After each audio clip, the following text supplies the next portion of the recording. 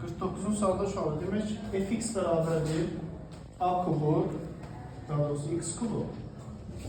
X kubu çıxılsın ax kvadrat plus 5 bir funksiyasının qrafikinə absisləri x1 bərabərdir -2, x2 bərabər 1 nöqtələrində çəkilən toxunanlar bir-birinə paraleldir. Uşaqlar, toxunan deyəndə yəni düz xəttlər söhbət gedir. Düz xəttlər nə vaxt paralel olur?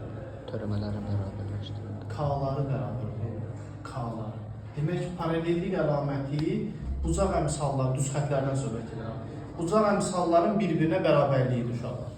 İndi törəmənin həndəsi mənasına görə burada bizə deyir ki, toxunan törəmənin funksiyanın törəməsinin məsələn x0 nöqtəsindəki qiyməti toxunanın nəyinə bərabərdir?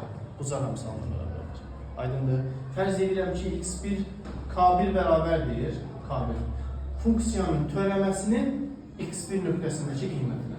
K2 bərabərdir. Funksiyanın yenə törəməsinin x2 nöqtəsindəki qiymətinə. Bunların paralelliyi k1 ilə k2 bir-birinə bərabərliyi deməkdir. Biz bunu axtaracağıq uşaqlar.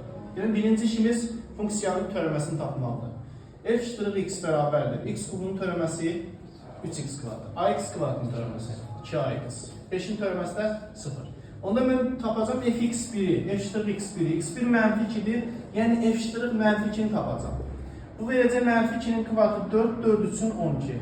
-2'ni də -2 ayıranda müsbət 4'a. Qalsın belə. f'(x2'ni 1'i tapacağım. 1'i qoyacağım törəmədə yerinə. 3 çıxılsın 2a. Bunların bərabərlik halı düz xətlərin bu funksiyanın qrafikinə çəkilmiş toxunanların paralelliyi deməkdir.